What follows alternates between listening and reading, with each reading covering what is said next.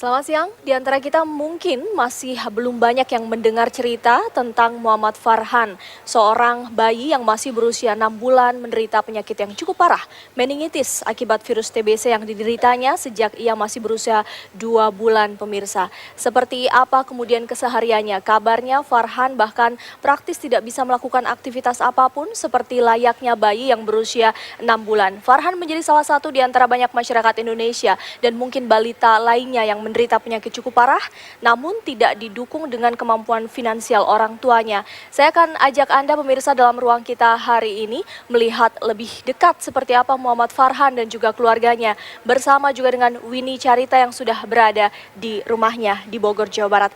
Silahkan Winnie.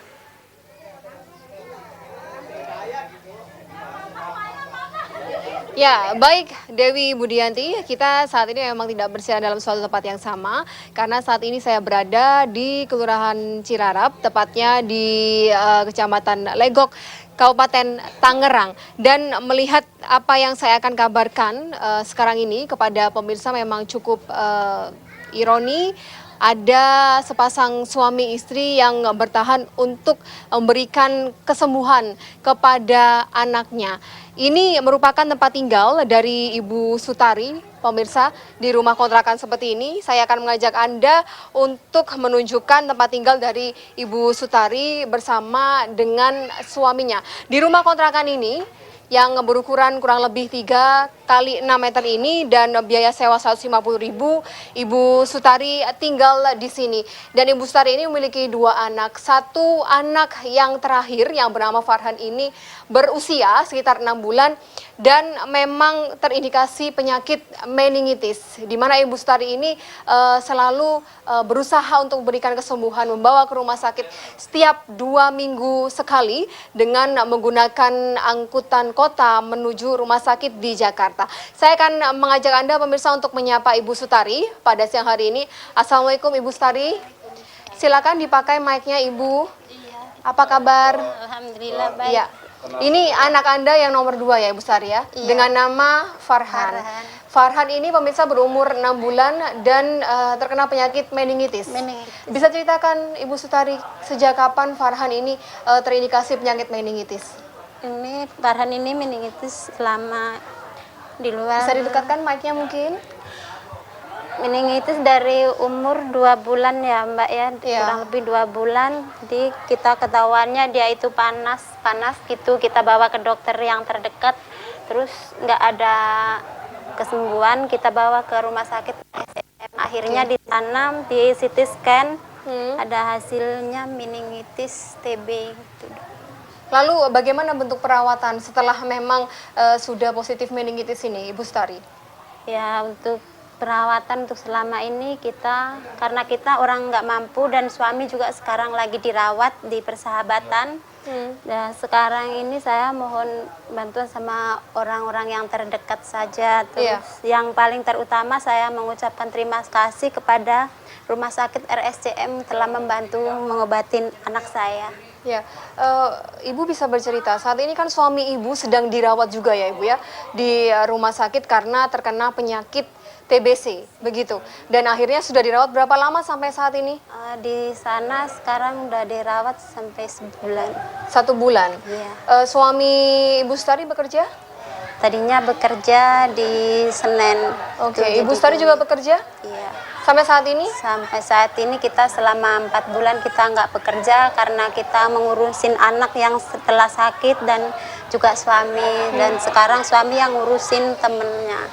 Baik, saya juga akan mengajak pemirsa untuk berdialog bersama dengan tetangga dari Ibu Sutari ya, Ibu Irma yang memang selalu membantu bersama dengan Ibu Sutari di sini. Bisa tolong dipanggilkan Ibu Irmanya?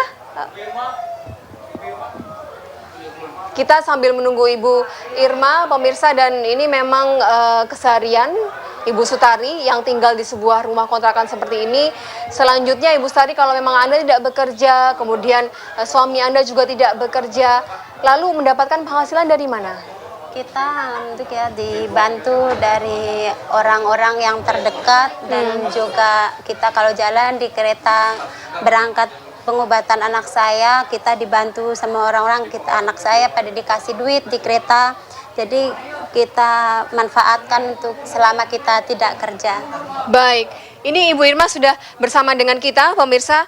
Ibu Irma ini tetangga dari Ibu Tari, bisa sedikit bercerita Ibu Irna mengenai Ibu Tari yang katanya memang sejak awal kedatangannya ke sini dibantu oleh para tetangga di sini ya Ibu ya? Dia datang ke sini nggak bawa apa-apa ya, cuman bawa baju sama bawa anak-anaknya. Di sini juga pada bantu kayak semacam kasur, lemari pada dipinjemin. Iya. Dikasih lah, dibantu karena memang di sini materi tidak bisa bantu, mungkin dengan kayak gini bisa bantulah ya. Berarti untuk pembayaran kontrakan seperti itu dan alat-alat rumah tangga memang para tangga ini yang membantu. Iya, dikasih. Kenapa tangga begitu ibang melihat Ibu Sutari bersama dengan suaminya ini, Mbak mungkin Irma? sama manusia mungkin bantu ya. Terus dari kontrakan dia dikurangin dari bayar listrik, lebih murah dari yang lain. Cuman mungkin ini aja yang bisa saya bantu, nggak bisa selebihnya saya nggak bisa lah. Gitu. Iya, baik. Ini kalau melihat bayi Farhan, Ibu Sutari masih berumur 6 bulan tapi sudah terkena penyakit yang cukup berat, begitu, meningitis.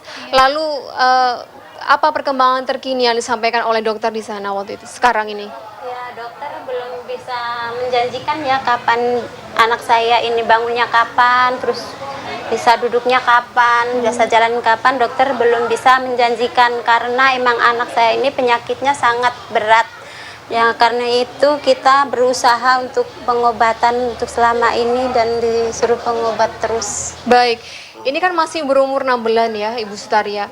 Pertama kali gejalanya ketika Ibu sedang misalkan bingung, anak saya sakit dan ternyata terindikasi penyakit meningitis, apa yang ditunjukkan oleh anak Anda? Ya, kita nggak bisa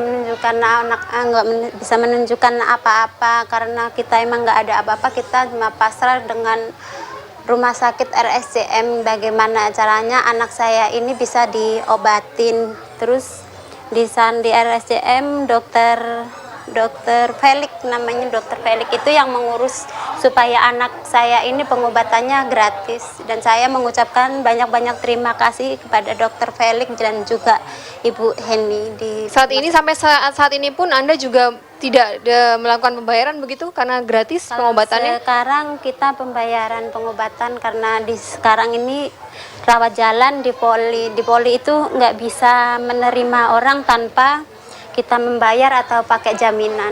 Baik, lalu ini saya melihat anak Anda memakai selang ya, Ibu Sutari. Sejak kapan memakai selang untuk makan begitu ya, dan makan dan minum ya? Ini sejak umur 3 bulan dan sekarang sampai 6 bulan.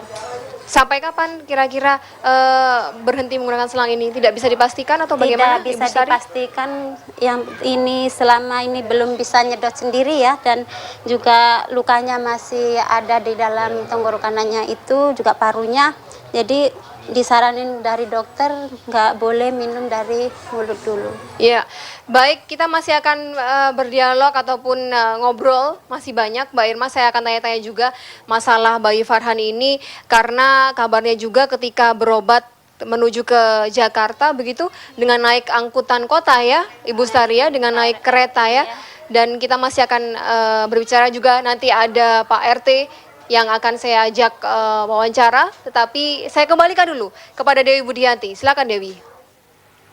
Iya, Winnie, di sini saya sudah bersama dengan Wakil Menteri Kesehatan Pak Ali Gufron. Selamat siang Pak Gufron, apa kabar? Ya, kita sudah sama-sama melihat bagaimana kondisi atau cerminan keluarga Ibu Sutari yang memiliki anak menderita meningitis, kemudian suaminya juga harus dirawat karena TBC. Keterbatasan biaya menjadi kendala, Pak. Padahal seharusnya per 1 Januari ini ya penduduk juga harus terakomodir dalam BPJS. Seperti apa, Pak? Baik, jadi yang pertama saya sampaikan terima kasih dan apresiasi ya dari masyarakat sekitar yang membantu ya, yang peduli. Kemudian yang kedua tentu juga apresiasi pada Rumah Sakit Cipto ya, di mana yang sebetulnya saya tidak tahu persis apakah Ibu Tari ini sudah punya kartu atau belum, tapi kalau lihat ceritanya awalnya belum gitu ya. Tapi Cipto ya yang tadi disampaikan Pak Felix ya, membantu bagaimana kemudian dia bisa gratis ya. Jadi tadi yang ditanyakan tadi bahwa bagaimana ya rupa-rupanya Rumah Sakit Cipto sangat tanggap dan kemudian memberikan gratis ya.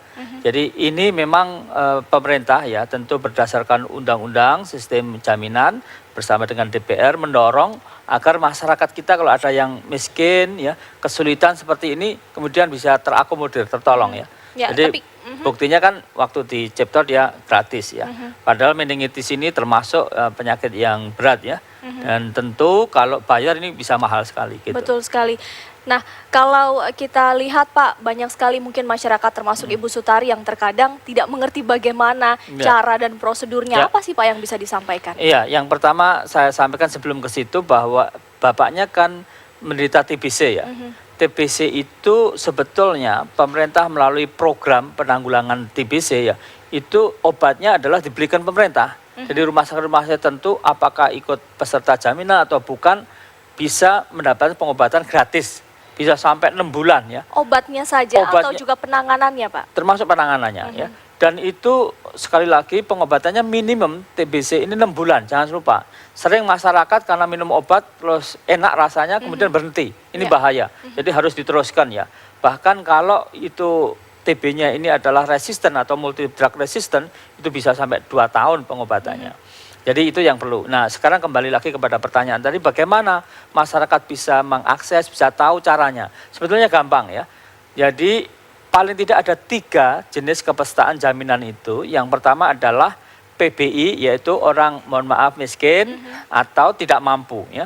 Nah itu datanya secara otomatis sebetulnya sudah ada, yaitu berjumlah 86,4 juta orang ya. Nah Pak RT, Pak RW, Kepala Desa biasanya nanti karena ini sudah ada datanya ya, memberikan itu. Kalau memang belum masuk ke situ, bisa juga Pak RT, Pak RW, Kepala Desa ya melaporkan ke Bupati, nanti setiap 6 bulan ya atau lebih ya, itu kemudian kita update datanya untuk bisa mendapatkan masuk di dalam PBI.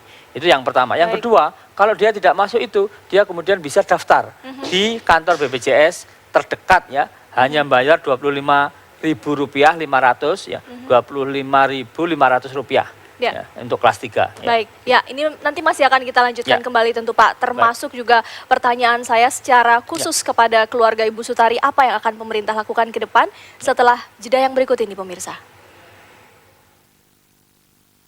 Penyakit yang diderita Farhan.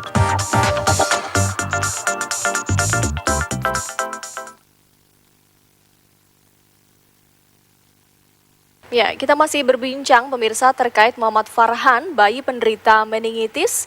Cukup miris kondisinya ya, Pak Gufron, kita melihatnya karena beberapa minggu sekali harus dibawa dengan menggunakan kereta untuk berobat. Saat ini pihak dokter dari RSCM juga sudah mengupayakan pengobatan gratis. Karena saat ini keluarga dari Farhan tentu sedang mendengar perbincangan kita, apa kira-kira akan dilakukan pemerintah? Ya, tentu sekali lagi bahwa pemerintah dalam hal ini kan melalui Rumah Sakit Cipto ya, ini sudah benar melakukannya untuk mengupayakan pengobatan, perawatan sebaik-baiknya dan kemudian diupayakan untuk tidak membayar ya, gratis. Nah, tidak membayar itu bisa melalui 2 mekanisme ya, dengan satu diikutkan di dalam program Jaminan Kesehatan Nasional atau JKN ya, atau rumah sakit memiliki strategi sendiri dengan menggunakan CSR rumah sakit, itu juga bisa ya. Baik, tidak hanya Farhan ya Pak ya, barangkali yang juga menderita penyakit serupa begitu. Mungkin ada lagi Farhan-Farhan lainnya. Nah, kira-kira sebetulnya apa sih Pak penyakit meningitis ini, kenapa kemudian harus diderita oleh masyarakat seperti ini? Iya, itu kan tentu merupakan radang ya, radang selaput otak ya. Dan penyebabnya itu banyak, namanya infeksi ya. Bisa juga karena kelihatannya bapaknya itu penderita TBC, bisa juga meningitis ini karena TBC atau karena infeksi-infeksi lain ya, atau karena faktor lain ya. Jadi oleh karena itu ya, tentu bisa dibawa di rumah sakit untuk bisa diperiksa lebih lanjut ya. Kemudian apa sebetulnya, apakah memang ini terkait dengan TBC ya? Ya tentu bisa di klarifikasi, kemudian diperiksa di lab, ya, kemudian diobati, di terapi di rumah sakit. Ya, gejala awal yang bisa kita ketahui seperti apa Pak? Kalau orang tuanya itu TB, kemudian jika orang tua, mohon maaf ini menular ya ke anak, itu bisa juga terjadi ya. Nah biasanya kalau anak itu penderita TB itu ya malam-malam meskipun udaranya agak dingin dia keringatan ya. Terus kemudian mudah masuk angin ya. Kemudian rewel, terus panas ya. Kalau bahasa Jawa itu panas ngelemeng, jadi tidak panas sekali tapi agak panas ya. Terus ya mudah batuk pilek ya gitu. Baik, Nah, biasanya kalau seperti itu kita gejala-gejala itu curigi cukup dan lama ya Pak ya? iya biasanya cukup lama. Dan kemudian penimbangan itu biasanya biasanya kan timbang setiap bulan ya. Itu sampai 3 kali nggak naik timbangan. Oke. Ya. Dan Jadi tidak makannya pernah ada- sulit ya. Ya, Baik. kayak gitu. Nah, kemudian apa kemudian yang bisa masyarakat waspadai untuk tidak terserang penyakit semacam ini? Ya tentu kalau mohon maaf ya rumah kalau bisa itu standar rumah yang sehat ya. Rumah sehat itu artinya ya itu paling tidak 1/8 ya dari luas rumah ya itu bisa ada ventilasi atau cahaya ya yang masuk gitu ya.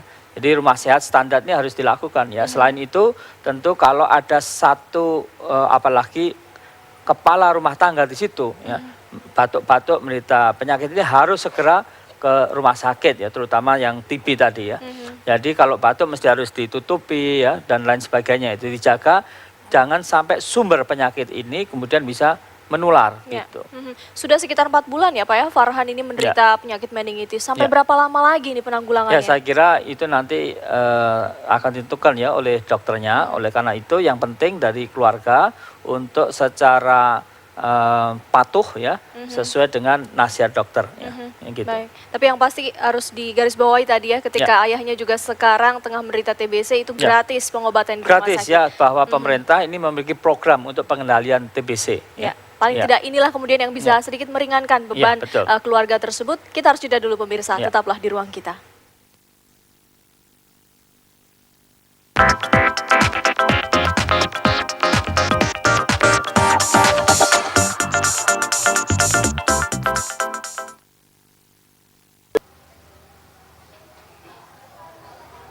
Ya, kembali lagi bersama saya Windy Carita dan juga Ibu Sutari. Sangat tragis dan begitu renyuh pemirsa ketika saya menyaksikan kondisi bayi Farhan yang masih berusia sekitar 6 bulan ini dan harus mengkonsumsi makanannya melewati selang karena terkena penyakit meningitis. Ibu Tari, ini Anda memasukkan susu begitu ya Bu ya untuk dikonsumsi bayi Farhan sendiri. Melewati selang, tidak bisa ya Bu ya lewat mulut langsung? Ini tidak bisa lewat mulut, tidak bisa nyedotnya. Alasannya kata dokter waktu itu seperti apa Ibu? Karena nggak bolehnya karena parunya masih sakit dan takut masuk ke paru. Terus Iya. terutama dia belum bisa nyedot. Dan kabarnya memang selama 6 bulan ini ketika memang terindikasi virus meningitis ini tidak bisa menangis. Betul seperti itu Ibu? Tidak bisa menangis. Lalu kalau bersedih hanya keluar air mata saja? Air mata pun jarang Bu. Kalau air mata itu karena kalau lagi sedih saja gitu. Jadi kalau lagi sedih dia mungkin merasa kesakitan atau gimana ya. Dia keluar air mata. Kalau enggak dia enggak. Baik. Bergerak pun juga tidak gitu. Ya, yang saya salut juga pemirsa ketika saya berada di sini adalah peran serta tetangga dari Ibu Sutari yang tinggal di sekitar rumah kontrakan ini juga sangat membantu sekali ya Ibu Tari ya. Sangat membantu Sudah hadir bersama saya untuk berbincang pada siang hari ini Ibu Tuti. Silakan Ibu Tuti duduk di sebelah saya di sini. Ibu Tuti, ini kan Ibu Tari baru 2 bulan di sini Ibu Tuti ya. Saya salut sekali, tetangga begitu baik menolong Ibu Tari. Bagaimana ceritanya waktu itu Ibu Tuti melihat kondisi Ibu Tari yang pertama kali datang ke sini? Ya, pokoknya sangat menyedihkan. Semua orang pasti nggak tega lah ngelihat pertama kali ngelihat posisi anaknya ya. Iya. Ijo pokoknya masih keadaan baru keluar dari rumah sakit yang kayak kalau pertama ngeliat nggak tega lah, semua orang pasti nggak tega. Ya, dan semua tetangga di sini dengan baiknya memberikan bantuan seperti ini ada kasur dari tetangga, kemudian televisi, kemudian rumah kontrakan pun juga dibantu oleh para tetangga Iya. Ibu. Semua orang di sini peduli ya. Pokoknya semua orang di sini peduli keadaan Farhan sama keluarganya. Iya. Tadi saya juga melihat Ibu Tuti menyuntikkan susu tersebut ya Ibu ya, melalui selang seperti ini sering dilakukan oleh Ibu Tuti sendiri? Emang selama 2 bulan di sini saya yang sering membantu bila mana dia menjenguk suaminya di rumah sakit, 2 anaknya ditinggal sama saya yang mengurusnya, ya seperti anak sendirilah. Kadang pulang malam jam 10 sampai rumah. Ya pokoknya sehari-harinya kayak gitu. Yang bisa kita bisa bantu ya itulah yang.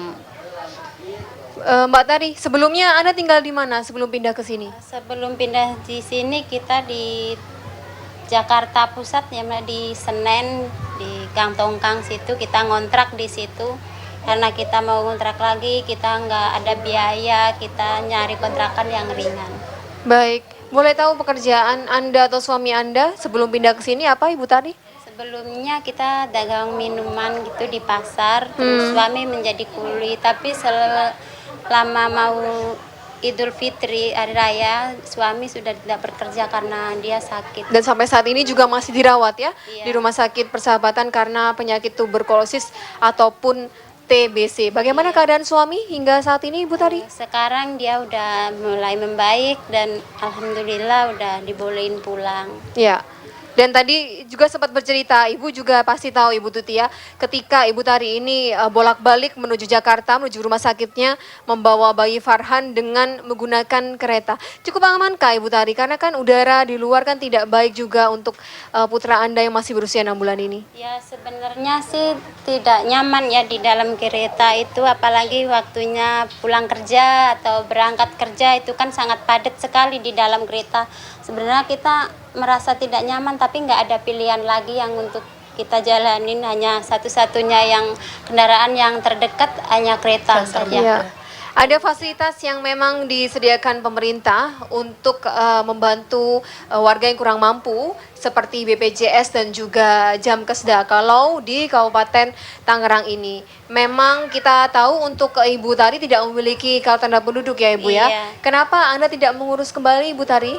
Kita bukannya tidak mengurus ya Mbak, kita ini mau mengurusnya harus ada surat pindah dari kampung saya. Iya. Kampung saya Kampung itu Anda sebelumnya di? di Boyolali, sedangkan saya ini dengan hari-hari ini anak saya lagi sakit dan suami saya juga lagi dirawat, saya tidak bisa pulang ke kampung untuk bikin surat-surat itu. Dan memang ini bentuk inisiatif Anda langsung datang ke rumah sakit tanpa ada syarat-syarat dan akhirnya ada timbal balik yang positif dari rumah sakit dengan menerima putra Anda dengan melihat kondisi yang sangat memprihatinkan ini. Pemirsa, nanti saya akan berbincang bersama dengan Kasih Kesos Kecamatan Legok Kabupaten Tangerang ini ada di luar. Nanti saya akan berbincang bersama dengan Ketua RT sesaat lagi, tapi saya kembalikan terlebih dahulu kepada Dewi Budianti.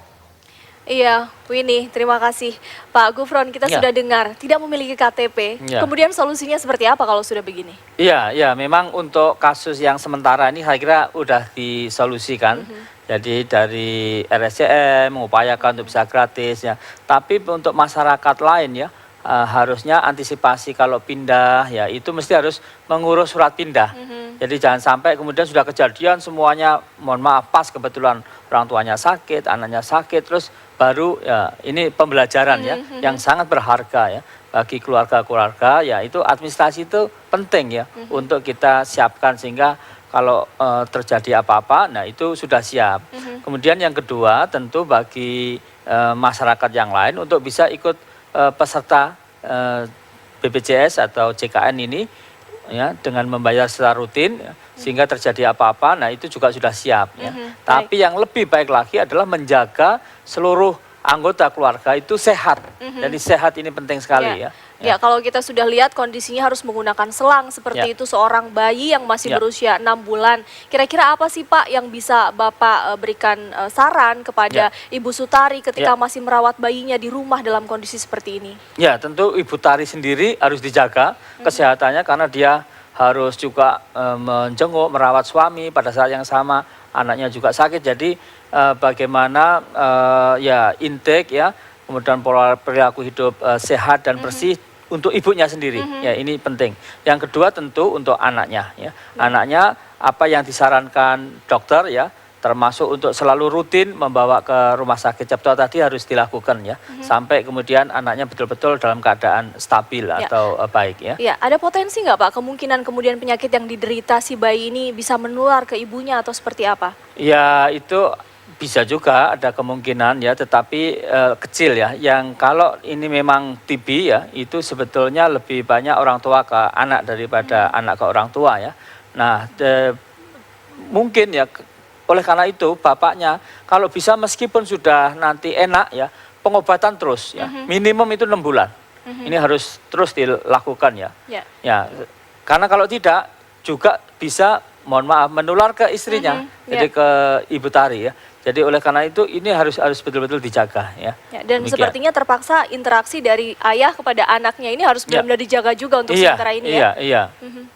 Baik, terima kasih Pak Gufron. Ini informasi yang cukup bermanfaat. Semoga tidak hanya kemudian didengar oleh keluarga Farhan, tapi juga keluarga lainnya termasuk tadi harus mengurus administrasi. Itu juga paling penting. Baik, Pak Gufron, terima kasih atas perbincangannya. Ruang Kita masih akan kembali pemirsa usai commercial break berikut ini.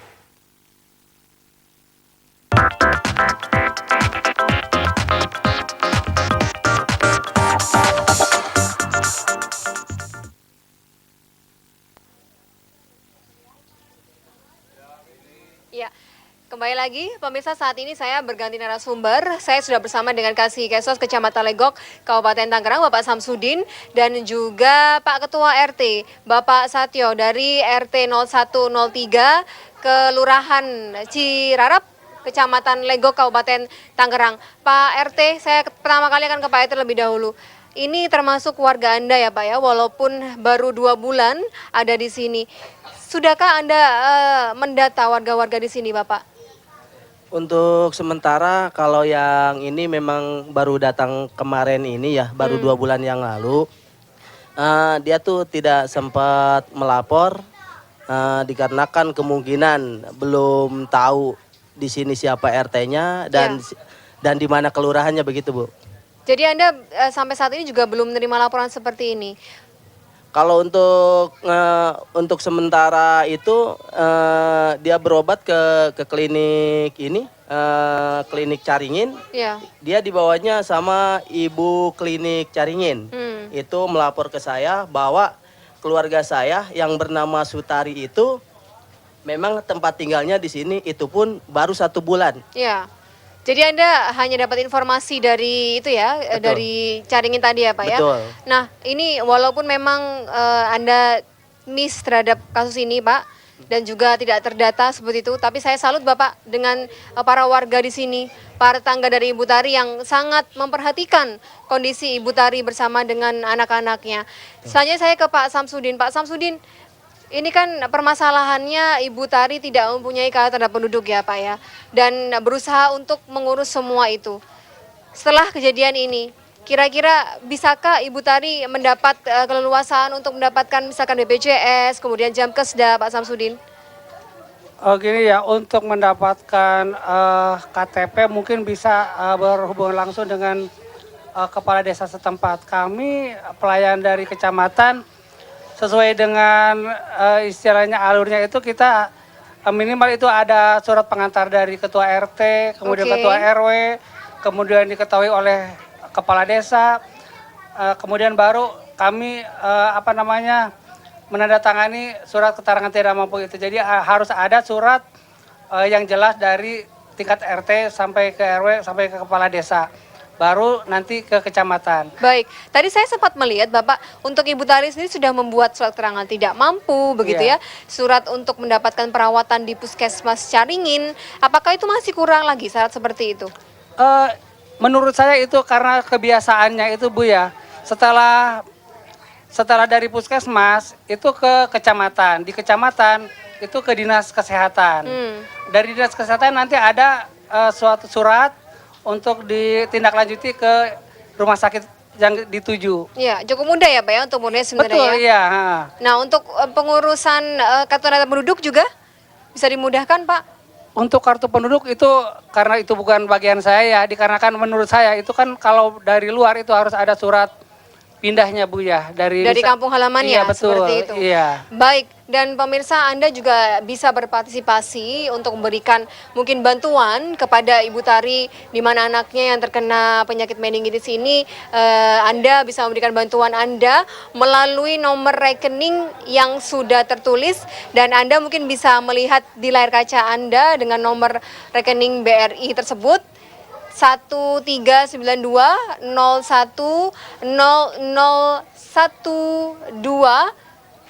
445002 atas nama Lugianto. Bisa kami ulangi sekali lagi, rekening BRI atas nomornya 1392 010012445002 atas nama Lugianto. Saya akan ke Pak RT lagi. Pak RT, setelah dengan kejadian ini apa yang Anda lakukan sebagai ketua RT di sini, Pak? Terutama untuk membantu warga Anda ini. Saya sebenarnya sangat antusias sekali dan terima kasih dengan adanya ini ya. Jadi untuk masyarakat bisa mengerti. Untuk mungkin kelanjutannya, ya. Mungkin dari pihak TV One atau ini ya, gitu misalkan ya bisa dilanjuti aja gitu. Baik, terima kasih Pak Satyo dan juga Pak Kasikeso. Semoga bisa dibantu ya Pak ya untuk warga Anda ini. Semoga bisa melewati masa cobaan ini. Dan pemirsa, ini menjadi akhir perjumpaan kita di ruang kita. Saya Winnie Carita dan juga tadi ada Dewi Budianti langsung dari Epicentrum. Saya mengucapkan terima kasih. Selamat melanjutkan aktivitas Anda kembali. Selamat siang. Sampai jumpa.